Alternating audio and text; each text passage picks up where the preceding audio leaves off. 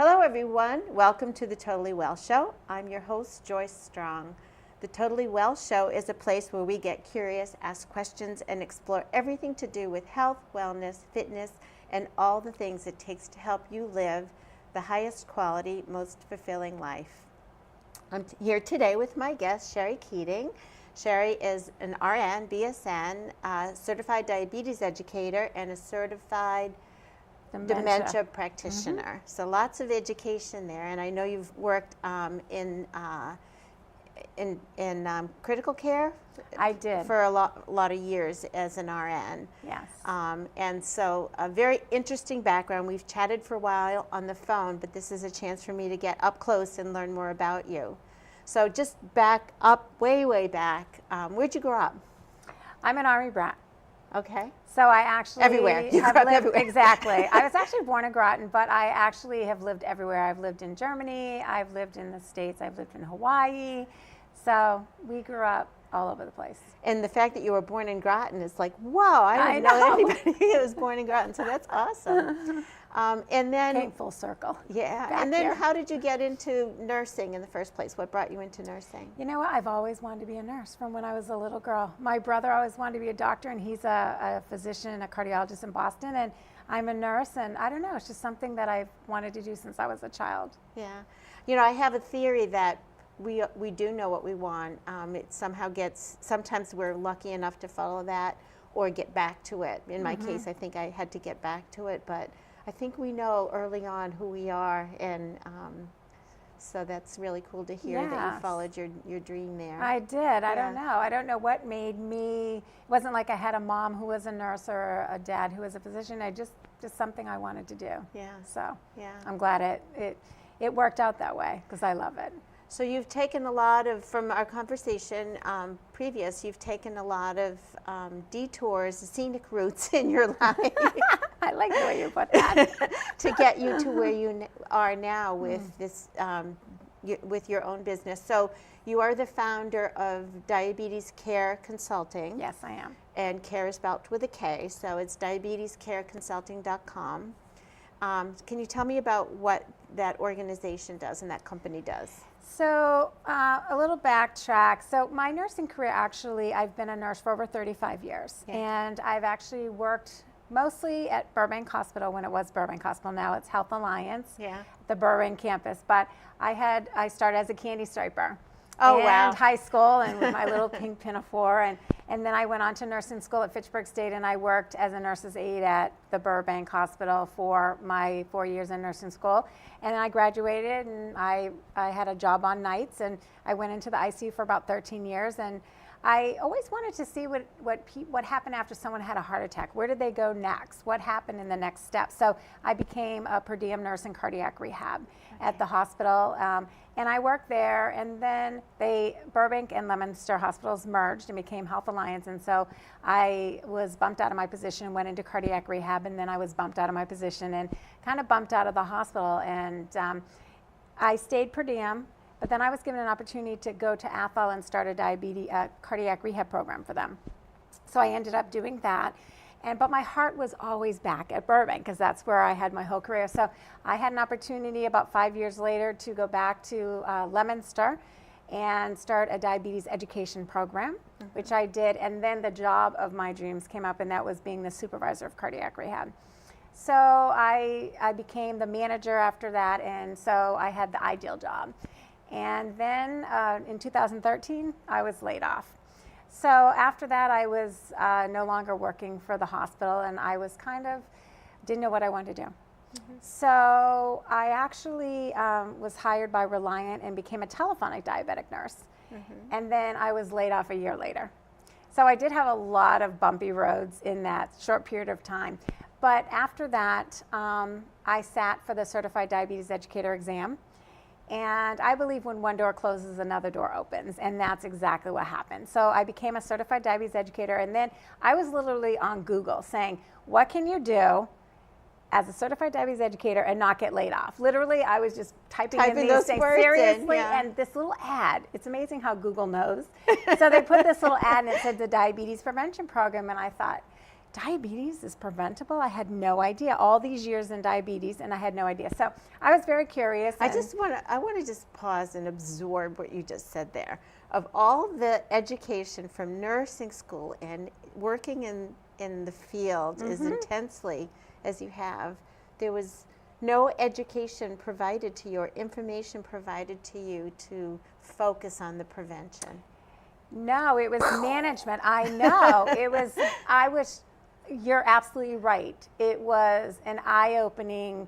When that little ad popped up, I'm like, wow, I've been a nurse for how many years, and I'm teaching people how to manage diabetes, but we're not talking about really the science behind prevention, and there is definitely science behind prevention. But I was uneducated on that. So, when you go to nursing school, you're a nurse, but you don't, you learn disease, you learn drugs, you learn, right. But a nurse isn't a nurse. So nurses specialize in all different fields. And I did have a lot of education in diabetes, but it was just about management. So you're right. That is a huge, whoa, wow moment. So I met somebody who is actually working in the field of diabetes prevention, and they introduced me to the Department of Public Health, Max Alderman, who was actually heading the Massachusetts Diabetes Prevention Program. So I ended up becoming a lifestyle coach, and it's a CDC program. It's based on a research from 1999-2001, and what they found is they actually found that if you work on behavior modification, you lose 5 to 7% of your body weight through lowering your fat and exercising 150 minutes a week. You can reduce your risk of developing type 2 diabetes by 58 to 71%. Wow. That is huge. Yeah. And so now they've started these diabetes prevention programs, and they are taking across the country, and they are offering these one-year programs to people to prevent diabetes, because we really do have a huge diabetes and pre-diabetes epidemic. So I became this life coach, and then I said, okay, what am I going to do now? I need to do something. There was this picture of this iceberg, and at the tip of the iceberg, there was 30.3 million people that had diabetes, but under the tip of the iceberg was 84.1 million more that had pre-diabetes. And being somebody who worked in diabetes education, having an education and not even knowing we could prevent diabetes and that the science existed, thinking, wow, how many other people that don't have the education that I have don't know this science exists, and that today's the day to make the difference. So I decided that I'm going to go back to the hospital and say, listen, I'm trained. I want to start a diabetes prevention program, because you can't do it on your own based on this program. So I went back to Health Alliance, and they hired me as a per diem certified diabetes educator in the program I started in 2002, which was interesting. And Full circle. I know, talk about full circle. And they said when they started a program that I could start it. Well, it didn't start, and so I decided that I would do something on my own. I just knew in my heart I needed to do this. Yeah. So I started Diabetes Care Consulting, and my whole mission is to make a difference in the prediabetes epidemic that exists, and to provide prevention education as well as management education for type 2 diabetes. And so that was my goal. I was just going to go and start this company and teach one class on how take all the information I learned as a diabetes life coach in the diabetes prevention program and make a difference. My company has just evolved now into I help people prevent and manage diabetes is what the core mission of my company is. And I do that through community and continuing education programs for healthcare providers. So just to make sure I'm understanding, because this took me a while when we were chatting too, rather than going directly to the patients, Yes. you're going to the people who take care of the patients. So you've broadened your reach to help more people. Yeah, so I wanted to hit the masses, Yeah. and so I offer education, not one-on-one health coaching like you do, but I offer group education classes to community organizations, to senior centers, to adult education programs. I would love to get into the workplace. I'd love to get into the schools. So they don't need to be healthcare providers to... I have two different tracks. One is a community program track, and that's the one that I'm talking about, the senior centers and organizations. I'd like to get into, like I said, the workplace and kids, because I believe really diabetes prevention starts in childhood. And then I have the professional track where I offer continuing ed programs for nurses and social workers. So I have 18 total programs, and I have 8 CEU. Those are the continuing education classes for nurses and social workers. And then I have the community programs, which I have 10, 11 of those programs. So it's all about education, because we can prevent diabetes, but people need to understand what diabetes is, what pre-diabetes, and that it's a real thing, and then the lifestyle changes that we can start today to reduce our risk significantly. So as fascinating as your story is, it's just amazing how it all, and there's lots more I know about that I want to get into, but I want to make sure we have enough time to talk about the most important things. Can we talk a little bit about those subjects you just mentioned, pre-diabetes, diabetes, the dementia angle, all of those? Yes, absolutely. So pre-diabetes is when you go to the doctor and he says to you, your sugar's a little high. You don't have diabetes, but your sugar's a little high. Pre-diabetes, type 2 diabetes, and what you're talking about with the dementia and the Alzheimer's, that's brand new research out of Brown University, and that is diabetes of the brain. They all stem from what we call insulin resistance. Insulin resistance means that in your body, your pancreas actually makes insulin. There's specialized cells that make insulin. The role of insulin is varied in the body, but the main role of insulin is to control your blood sugar. So these cells in your body, so you just eat breakfast and you're digesting your food now, okay? And out of your food, you've digested it and you've created sugar. We need sugar to make our body cells work properly. But the key to getting the sugar to go where it needs to go is insulin in the body, not in the brain, but in the body. So we need insulin to bring sugar to go in the cell to be utilized for fuel for our body to function properly. When we are insulin resistant, what that means is that we are still making insulin, but our body isn't using it properly.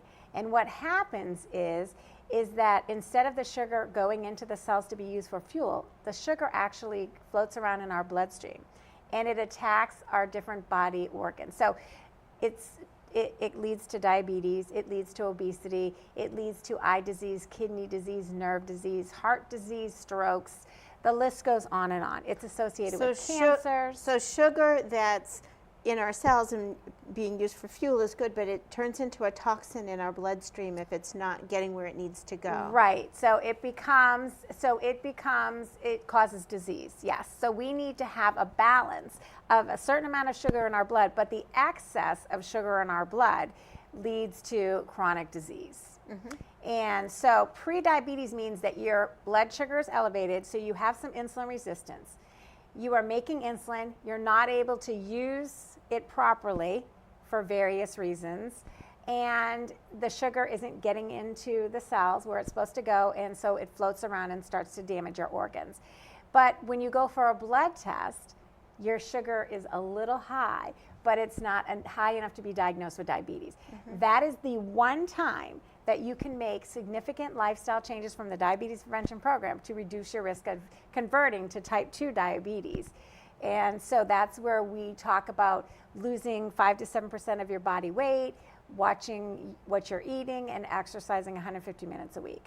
If you don't make lifestyle changes, you are at risk for developing type 2 diabetes. And type 2 diabetes, you now have diabetes.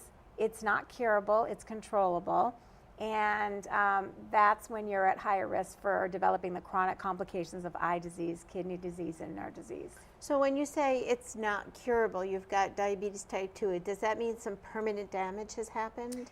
Yeah, so what happens is when you have insulin resistance, you're making insulin, you can't get the sugar to go in the cell, you have a lot of sugar floating around your blood. Your body is an amazing machine, and what it does is it says, okay, I need to make more insulin and keep pumping out insulin so I can get the sugar to go in the cell.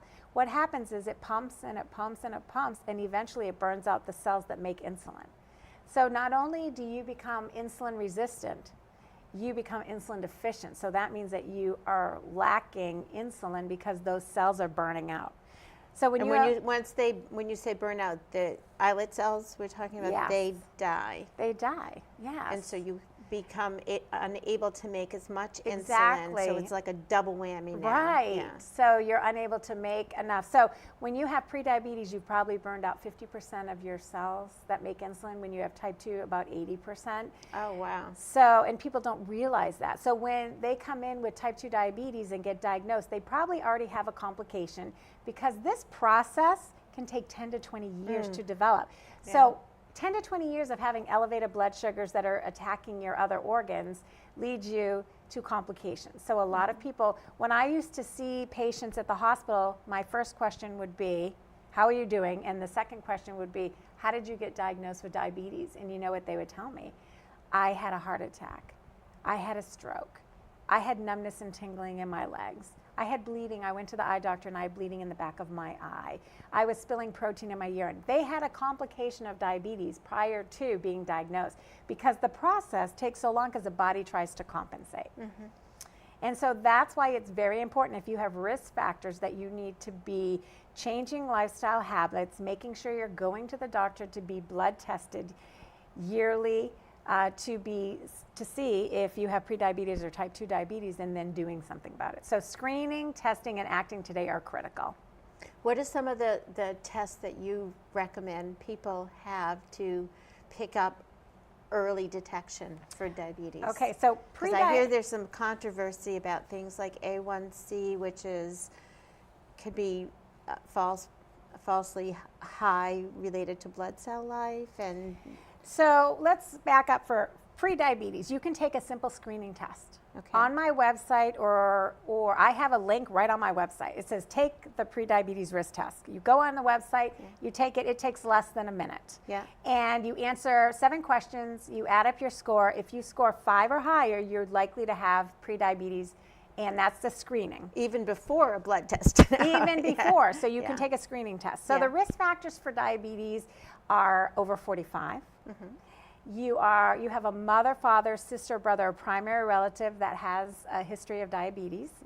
You are certain ethnic groups have a higher risk of diabetes. You are a woman who had diabetes induced by pregnancy, called gestational diabetes. You've delivered a baby 9 pounds or higher.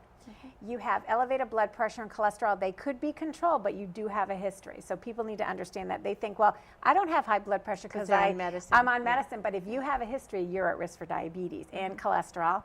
And if you're inactive or have excess weight, especially around the belly. So if you're over 45, you have any one of those risk factors, you should take the diabetes risk test. And you can go on doihaveprediabetes.org, and you can take the test there as well. So there's multiple places to take the test. Once you take the test and you score 5 or higher, what they recommend is you go for a blood test. Now there's 3 different blood tests, but you can one of them or more. So the 3 tests are fasting blood sugar. You fast 8 to 12 hours. They do your blood test. If you score on your fasting blood sugar 100 to 125, you have prediabetes. Over 126, on 2 separate tests or 2 tests in the same day, then you have diabetes. So over 126, under 126, between 100 and 125 is prediabetes. Over 126 is type 2 diabetes. Your A1C that you referenced. A1C is a camera snapshot looking backwards. What happens is your red blood cells live 3 months. And if your blood sugars are elevated in that 3-month period of time, they attach to the red blood cells. And we can measure that. So you can go to the doctors. You don't need to fast, because it's a camera snapshot looking backwards of how well your sugars have been controlled and how much excess has been floating around that's attached to the red blood cell. If you are 5.7 to 6.4, you have prediabetes. If you're over 6.5, you have type 2 diabetes. And the third test is what we call an oral glucose tolerance test. That's a longer test. You have to fast. They do your blood. You drink a concentrated drink of high sugar. Then they do your blood test 2 and 3 hours later. If you're 140 to 199, you have prediabetes. If you're over 200, you have diabetes. But one of the 2 tests that they're probably going to do are an A1C or fasting. A1Cs, if you have like anemia, or you have certain types of medications that affect your red blood cells, that test you should not have. You should have a fasting blood sugar. But one of those 2 tests, if you fasting blood sugar 100 to 125, A1C 5.7 to 6.4, you have prediabetes. more than 126 for your fasting, or more than 6.5% on your A1C, and you have type 2 diabetes. What about fasting insulin? I know a lot of integrative practitioners like to do a fasting insulin. Is that valuable? That's not a American Diabetes Association recommendation for diagnostic testing for diabetes. I'm curious what you think. You know what? In all the years I have actually been practicing in that field, I haven't had anyone who's come in with a fasting insulin test. Okay. So it's either an A1C or a fasting blood sugar. Seems pretty obvious, though, with those kinds of numbers that you can put them in the proper category to know how to proceed. Absolutely. So screening was the first, the paper screening test tool, the American Diabetes Association. And then if you score 5 or higher, you go on to the testing. And then the acting today. If you have prediabetes, today is the acting day. It's the window of time where you can reverse the process. Once you go into type 2 diabetes, reversing the process, it's more of controlling your diabetes. So acting today, and with the 84.1 million people that we have that have prediabetes, and 90% have no idea, the education is critical. We need to be educating people that they can take a screening questionnaire, they can go and get blood tested, and then they can act today and have significant reduction in their risk of type 2 diabetes. That's phenomenal to see. I mean, it doesn't take much to be just about anywhere today. Go to a football stadium or go to the mall or go anywhere and see people who are carrying extra weight. And obesity is huge. Insulin resistance is, yes, obesity is the number one reason for insulin resistance.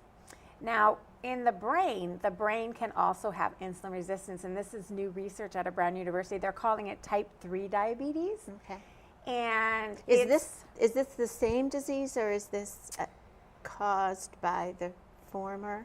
It is actually, they're all diseases of insulin resistance, but they manifest differently in different parts of the body. Okay. So the whole process is the same, only it's in a different organ. They're all diseases of insulin resistance. So what we need to do is we need to decrease insulin resistance. So if we're insulin resistant in the brain, insulin has different functions throughout the body, but in the brain, insulin actually works to help learning and memory, and it keeps the neurons and the brain cells alive and growing.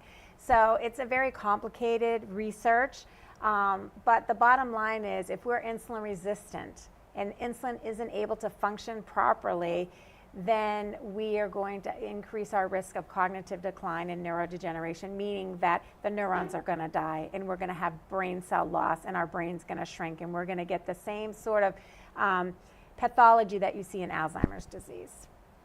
So what causes this in the brain? So the insulin resistance, just like insulin in the body, we are not able to use insulin properly in the brain.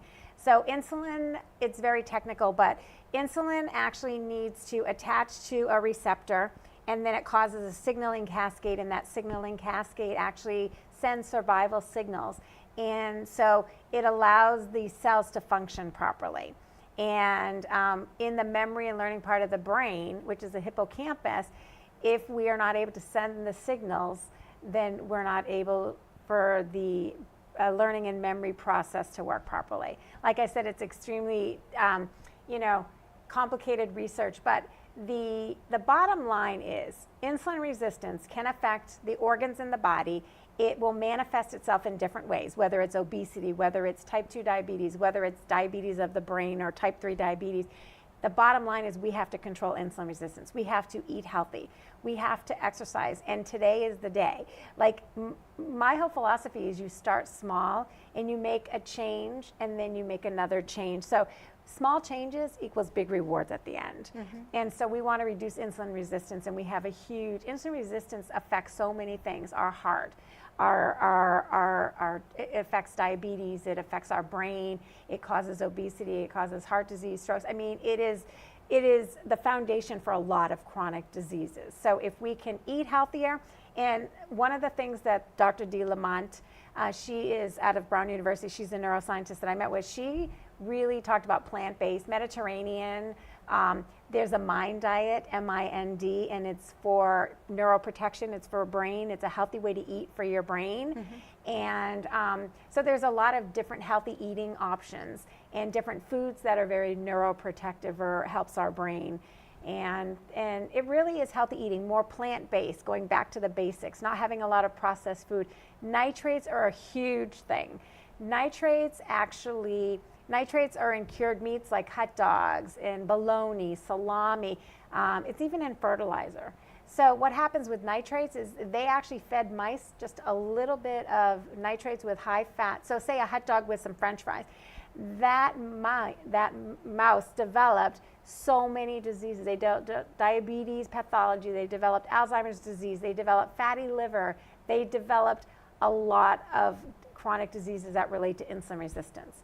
So staying away from nitrates is huge. Eating a lot of lentils and plants-based, eating our healthy oils, having our fruits and vegetables, our whole grains, our low-fat dairy. My Plate is such a great tool to help people to look at the way they're eating, and of course portion control is very important, and then our timing of our meals. So there's a lot that goes into it, but it's really staying away from empty calories, which are our high-fat foods, our sodium, our extra sugar, and eating more nutrient-dense foods, which are our whole grains and our fruits and vegetables and our low-fat dairy.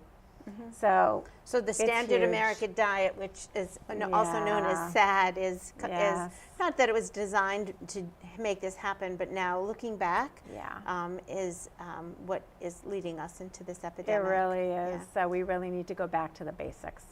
So we only have a couple minutes left, and I did want to have a chance to ask you quickly, what top 3 things does it take you to be totally well? You know, Joyce, that's such a great question. For me personally, God needs to be first in my life. I went through a very difficult time in my life, and then I became a born-again Christian. And for me, keeping God in focus in prayer and attending church and really just reading the Bible, those are very, very the core of what's important to me. I would say the second thing would be totally my health. I had a very rare cancer, and I had a 50% chance of dying in 6 months from this cancer, and eating and exercise were part of my life then, and it really helped me to get through what I had to go through. And so I would say concentrating on my health, getting rid of toxins in my life, in my personal products and my household products, and really eating very healthy. And then the third thing I would say would be to be surrounded by my family and friends, and having, spending time with my beautiful grandchildren and my husband and my dogs and my family and my friends.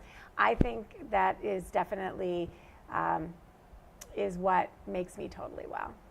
And doing what I love to do.